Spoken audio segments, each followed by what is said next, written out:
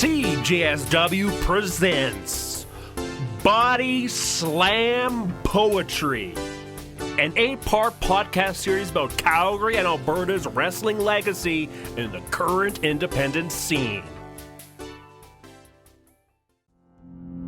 To pick up on a thread from last episode, episode 5, Why Get Into Wrestling, I shared the story of Otto Gentile and Ed Anderson, founders of longtime Calgary-based promotion Can-Am Wrestling and wrestling school, the Alberta Wrestling Academy, which started in 2020 in the midst of the pandemic. Otto and Ed pride themselves on working with people with disabilities or who are struggling with drug and alcohol problems, giving them a second chance through pro wrestling. One story they told really stuck with me, so here's Otto explaining it. We do work with a lot of kids that do have problems, but also comes a lot of problems because sometimes, you get somebody that just you can't help. And that's the frustrating part. We want to help everybody, but it just doesn't work out that way sometimes, and we try to do the best we can. It's too bad that we lost one kid that came to us. He was deaf in both ears. He wore hearing aids in both ears, and we came up with a character for him called the Virus during the pandemic, and he got so good on the microphone that it was fun and entertaining to watch him. And people were getting invested in him, but I don't know what happened to him. I think he left to become a rap star. He was big into rapping, so I wish him all the best. But, just to be able to teach somebody that has that kind of a disability to do what we do is pretty amazing. Here is Ed Anderson now explaining more about the Virus gimmick. He played that part really good. Yeah. He called me at 11 o'clock, 2 o'clock. He says, Ed, you got an idea. Any ideas? And I always say, I tell everybody, don't think inside the box, think outside the box. Right. And he couldn't think outside the box, so I'm coming up with some ideas in my head. His character is a virus. What can we get him to do outside the box? And all of a sudden, I said, okay, go to Peter Lougheed Hospital. Do what you want to do there, cut a promo there. Well, that was his best promo. That was his best. Oh yeah. He goes to Peter Lougheed Hospital, walks right in. He's fully dressed in his gimmick. Yeah. At this time, he's grabbing the wheelchair to take it out. The couple security guards stopped him, told him to put it back, right? And he's upset. He wants to cut a promo. So he goes outside. He met a nurse. The nurse says, oh, yeah, no problem. I'll get you a wheelchair. So the nurse brought him a wheelchair. Yeah. So he goes outside, across the street, at the Peter Lougheed Hospital, and he's trying to cut a promo. Yeah, and it was really good. It was Moderna, Pfizer, right? Yeah. He's playing that part. It was like he had voices in his head. Yeah. Right? So he'd shut up, Moderna, shut up, Pfizer. It was so awesome, so awesome. And he says, look at all the people contaminated. They're all in there waiting for me, right? Episode 6, Living the Gimmick. What sets pro wrestling apart from other athletic endeavors is the use of gimmicks. Unlike team sports where you're just yourself and go under your real name, pro wrestling encourages you to come up with an entirely different persona, and you live and die by the crowd reaction. If you're doing a good job as a babyface, you get cheered. If you're doing a good job as a heel, you're being booed. Calgary wrestler Ava Lawless discussed this with me. Some of my favorite aspects is I love the crowd interaction. I think that's probably what helped me get over here in Calgary was I was a heel, so I was a bad guy.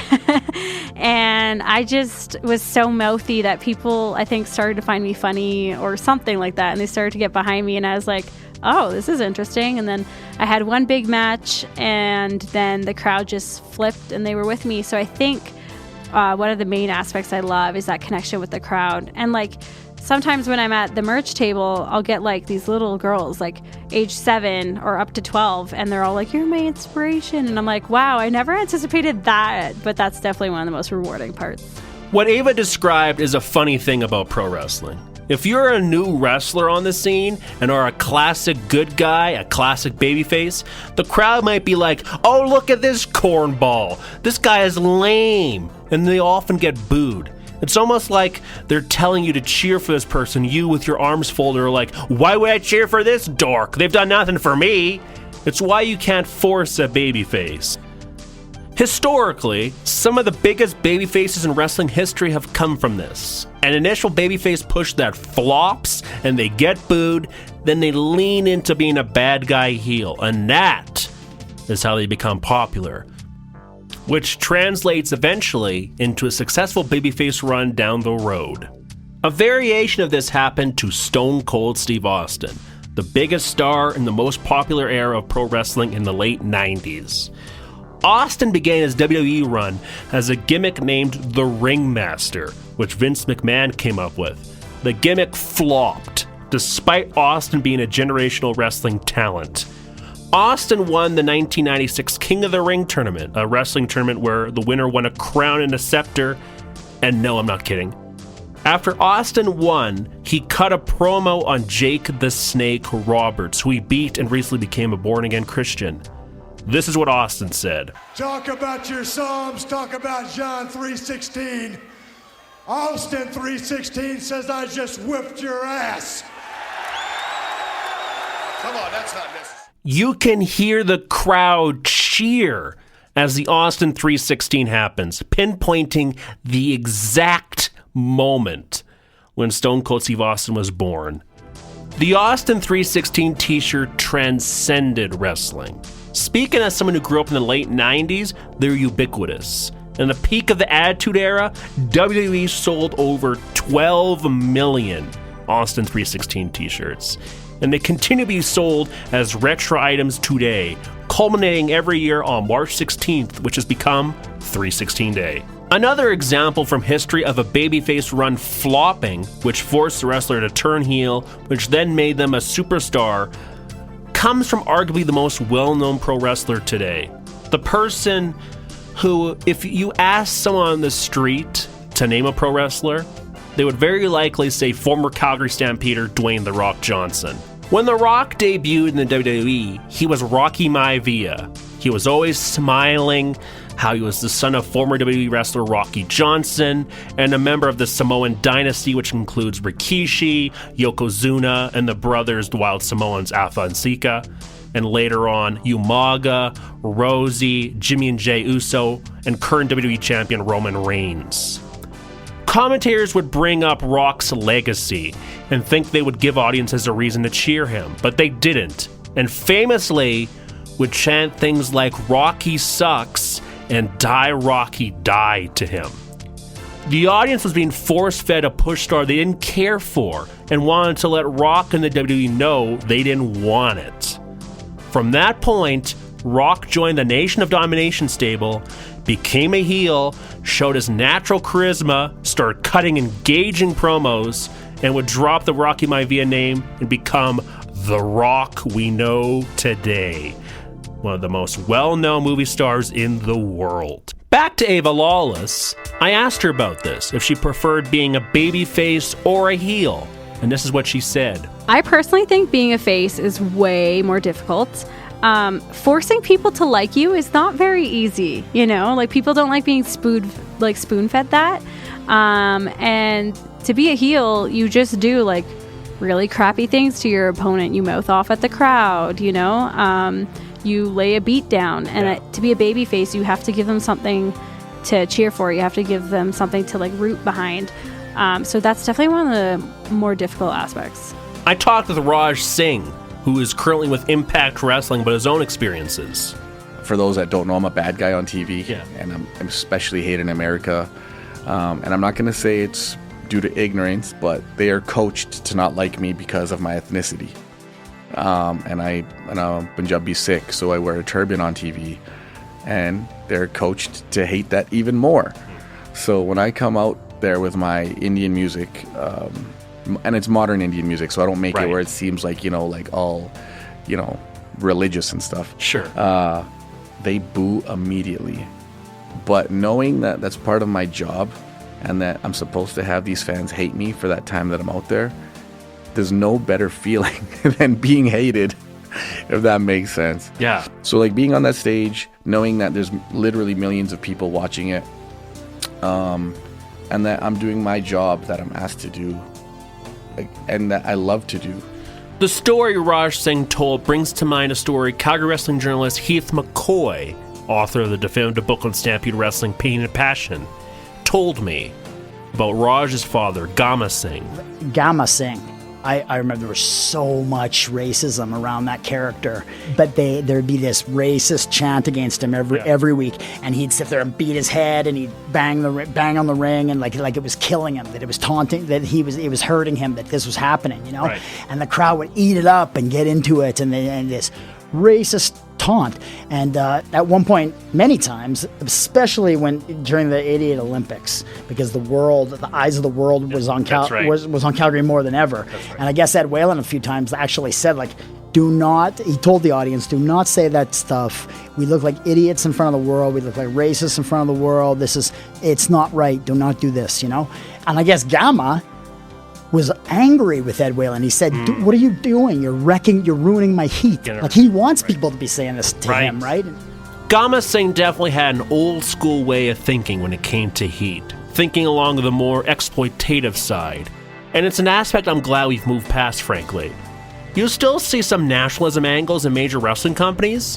One recent example being when the American Nightmare Cody Rhodes went rah-rah USA against England-based wrestler Anthony Ogogo. But there are no racist or bigoted chants, thankfully.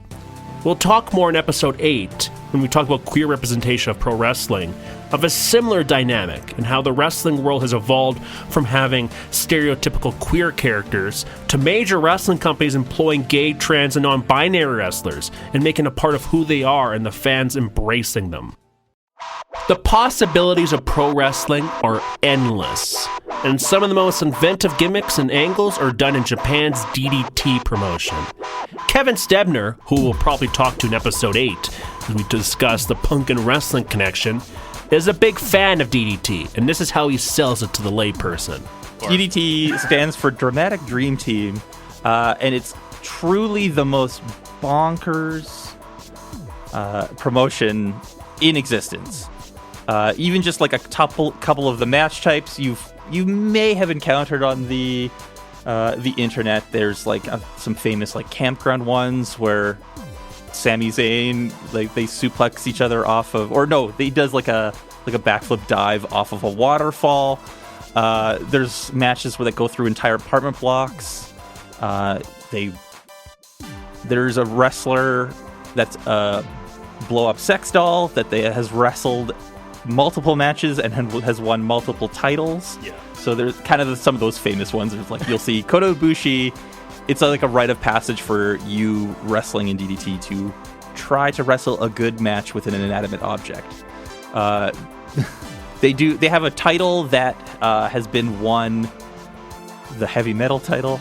I don't forget the name of it. I know what you're talking about. But that title has been won by thousands of people, including inanimate objects. It's been won in a ladder match by a ladder itself. It's been won by that sex doll a number of times. It's been won by an invisible man. It's been won by the title itself. And like every wrestler under the sun, famous people, sex workers, porn stars. Yeah. Insane. And I even say, like, with DDT, there's like gay characters and queer characters who've been in existence for a long time, much prior to it being accepted. So like part of the gimmick, well, even part of like Kenny and Kota's gimmick, the Golden Lovers, their gimmick was they were a yaoi couple, sort of. It was very ambiguous and unspoken, but effectively they were. There's a type of graphic novel in Japan that's largely appeals to straight women, but it's kind of like androgynous-y kind of boys who have love stories together. And so they were playing this type of gimmick. They were playing these type of characters of the will they, won't they, are they lovers, are they brothers kind of characters. So, like, even having that exist in DDT is pretty wild. A lot to unpack there. You might be still hung up on, they did a backflip dive off a waterfall? And yes, they absolutely did. I think every wrestling fan, or someone who wants to get into wrestling, owes it to themselves to watch some DDT matches, as they're really pushing the boundaries of what can be done in the art form. And the pro wrestlers who come out of DDT often become big international superstars, like the aforementioned Kenny Omega, based out of Winnipeg and is a co-EP and former champion in AEW, or All Elite Wrestling.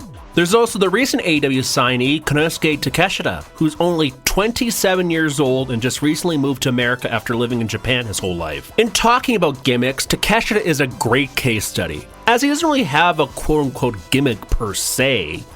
He's also learning English, so he can't cut long promos in English explaining his motivation or who he is to North American audiences. That said, he has become one of the most over wrestlers in AEW and pro wrestling as a whole, solely due to his matches. He is an expertly skilled wrestler, often wrestling from behind as the underdog, and one of the hallmarks of early Takeshita matches in AEW was seeing him wrestle in front of crowds who had no idea who he was, often in the southern United States. And by the end of the match, the entire audience is chanting for Takeshita and rooting for him to win. And these matches are up against guys like Jon Moxley and Bryan Danielson, 20-plus year vets who are some of the biggest wrestlers in the world. Takeshita went for the jumping knee, but the Busaiku knee lands from Danielson. Ran right through him.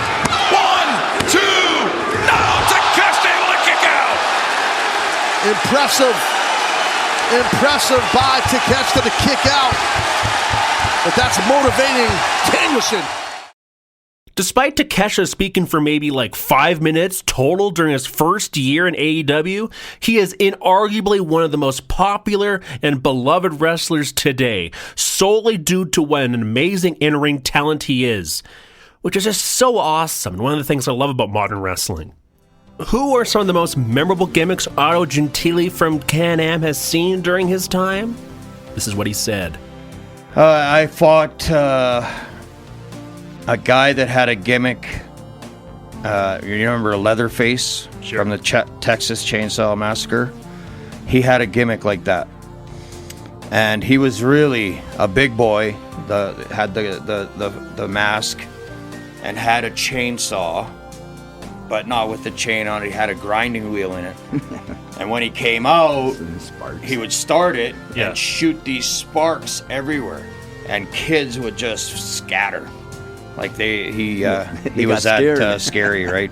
It extends to Otto himself when he had his own wrestling character. But yeah, there's been some incredible characters come out of even my character. They thought it was playing a rib on me, which is a joke in wrestling. They gave me a character, Vinny Fever. Vinny Fever is a disco character.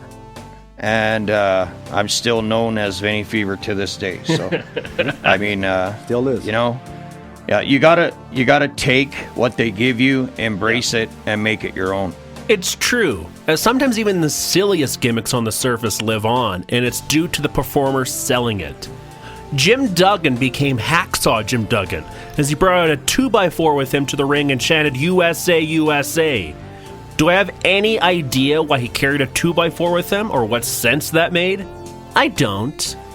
But that was the character that connected with the audience and what he did for the majority of his career. I asked Ava Lawless what inspired her character, and this is what she said. I came into it being really inspired by like 80s heavy metal and maybe like a few horror movies here or there, but a lot of my teen years were listening to metal albums, and I think I just fell in love with that, and that's something I never let go. Yeah. And so Ava became this creation of mine that I think I want to apply to everyday life. You know, she's confident, maybe overly so, you know. She doesn't take any crap from anybody.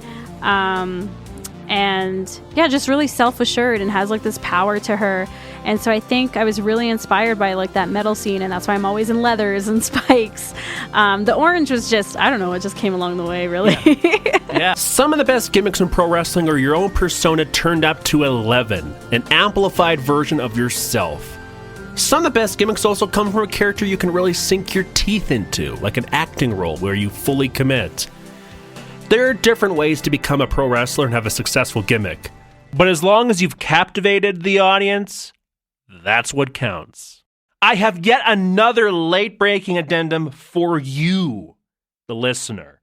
Body Slam Poetry guest Ava Lawless, who you have heard throughout the series giving thoughtful answers to various topics, made an appearance on the March 17th edition of AEW Rampage, airing on TNT in the US and TSN Canada, emanating from Winnipeg, Manitoba. And her opponent, Ava Lawless. She was brought in to face Victoria, British Columbia's own Taya Valkyrie, a recent signee to AEW. It was a special moment for Ava, as it wasn't just her first time on AEW television, but that she was up against Taya Valkyrie, a 13-year vet who began her training at Calgary Storm Wrestling Academy with Lance Storm, who faced Ava just under a year ago on May 20th, 2022 at RCW's 19th anniversary show at the Legion No. 1 in Calgary, which I happened to be in attendance for. Ava impressed everyone that night, despite losing the match. It was a classic example of getting over by losing. Ava has only been wrestling for a few years at this point, up against a 13-year vet. So the fact that Ava took Taya to the limit and got close to defeating Taya, with the entire Calgary Legion audience rallying behind Ava, that's as good as a win, I think. And clearly Taya Valkyrie remembered that match. Taya could have chosen anybody to be in her first match on AEW television, and she chose Ava, which is a great sign for Ava's future, and I doubt this is the last time we'll see Calgary's own Ava Lawless in AEW. Remember this moment, as when Ava becomes a full-time member of a roster like AEW, you can remark to yourself, oh yeah, I remember when I heard Ava's story on CJSW's Body Slam Poetry. This is Jed, your wrestling term tour guide, back to explain some terms you might be scratching your head about as you listen to the series. Before I explain what the term mark means, let me explain its carnival game origin story. Mark, or a sucker, came from carnival operators who found someone they could convince to keep playing their rigged games. And from there, they would then quote-unquote mark the person by putting chalk on their back. Now in wrestling, a mark means a wrestling fan who believes or behaves as though they believe professional wrestling is not staged or loses sight of the stage nature of wrestling in order to support their favorite wrestlers. This term can be used negatively to refer to people who have little to no knowledge about the ins and outs of wrestling, or can be used to refer to all wrestling fans. This can also be used to refer to a wrestler who thinks that worked aspects of the industry are worth more than the money they earn. For example, prioritizing holding a title belt over being paid. This wrestler will be described as a mark for him, her, themselves. Now, if I were to tell you that a wrestler was getting over, you would probably wonder what I mean. In wrestling, over means when the audience buys into a performance or gimmick and the desired crowd reaction is achieved.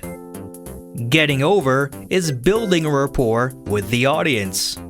And then we have put over. It is the act of one wrestler helping boost the status of another. This is often done by intentionally losing a match or selling their opponent as a credible threat. What about a jobber? Does that mean just doing your job?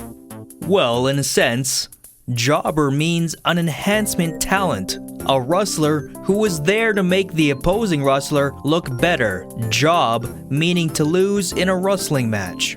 And push means the planned rising of a wrestler's status in the eyes of the fans. What about agent? Are we talking about a sports agent like Jerry Maguire? In wrestling, it's a bit different. An agent is a producer or coach. This person is often a former wrestler, though it can be a current wrestler who helps set up a wrestler's matches and storylines and gives feedback. They often act as a liaison between wrestlers and higher level management. In wrestling, Audible doesn't mean a company that sells you audiobooks or promotes themselves incessantly on podcasts. Rather, Audible means a message delivered from backstage that instructs wrestlers on what to do, usually to work around a botch and changing the match on the fly. This message will usually be given to the referee or commentary team. That's all for this edition. This has been Jed from Body Slam Poetry, and thank you for listening. Me and the Body Slam Poetry team conducted interviews after a recent RCW, or Real Canadian Wrestling, event. Here's our interview with independent wrestler KB6. So when did you get into wrestling? It was about 4 years ago. I was trained underneath Massive Damage and Phil LaFawn. Okay, so like as a fan too, in terms of like getting into it. Okay, probably 8, 10, real young. As soon as I seen wrestling on TV for the first time, I was blown and I was like, I'm going to do that. Yeah, so like what sort of spoke to you about it, or what kind of inspired you about it? I love the moves that they would give each other, the stories being told, the characters. Just, it was like, it's MMA, but an anime version. So it's very extreme, and they do some of the craziest things, from weapons, chairs, ladders, like all types of different matches, steel cage, Hell in a Cell. The whole aspect of it, I just absolutely love. So how long you been wrestling independently, you said? 4 years now. I'm actually based in Edmonton currently, but I have traveled around. I've wrestled in Manitoba, wrestled in BC, Alberta, Saskatchewan, and I've even gone down and lived in Mexico for 3-4 months wrestling out there, being trained underneath Skyday, Mimo, and Herodes Jr., learning some of the best skills, and it was just living the dream out there. Wake up every day, work out, train, go to shows. It was amazing. What have been some of your favorite moments as a wrestler that you've had? Some of the best ones, aside from like matches, was probably my debut in Mexico, because it was a giant charity event. It was over 1,000 people, and I was in the main event, and I ended up getting the pinfall for the team, and we won. And so having the whole crowd cheer my name there, nothing ever experienced like that before. Even just having all the vibrations and feeling the energy of the crowd, I loved it. Yeah, and so like for some of your like non-wrestling like friends and stuff, how do you explain it to them, or how do you sell it? Well, a lot of times, people have like somewhat of an understanding with wrestling, so I'm just like, yeah, I do this, and then they'll be like, oh, well, is it like MMA? I'm like, oh no, it's a little bit different, it's a bit more of a show, but you see us slamming each other, you see the hits that we take, and I'm like, and also with my friends, I was like, hey guys, you might see me get my ass kicked, and that's always a nice appeal for them. Any kind of inspiration, like stuff like you want to do with your career, or any sort of like that? My top 3 goals is to wrestle in WWE, AEW, and New Japan professional wrestling. Oh, that's the big 3. Yeah, exactly. The big 3. Exactly. Because I was saying, like, this is Jed's first show, and like, Sophie's second for our team, and just it's always been fun, and just it's always loved the Legion of Wrestling. I love the intimate environment of the Legion and stuff. Do you like that too? Like working independent, like, the intimate environment and stuff? Yeah, I love a lot of, Calgary is one of my favorites to come and wrestle, because it's a very big wrestling city. I do like this Legion, as it's a nice, it's not too big, it's not too small. It feels like everyone's right there with you as you're fighting. Like the crowd feels like I just put my arm out and I could touch a fan. And I love moments like this, and like wrestling in small towns, because they really love it and appreciate it. Thanks for listening to Body Slam Poetry. This episode was written and produced by Ben Goodman. Assistant producer Sophie Chardon. Edited by Jed Mabaza. And music by Gray Screen. Stay tuned for episode 7, The Punkin' Wrestling Connection. Additional sources: WWE, All Elite Wrestling.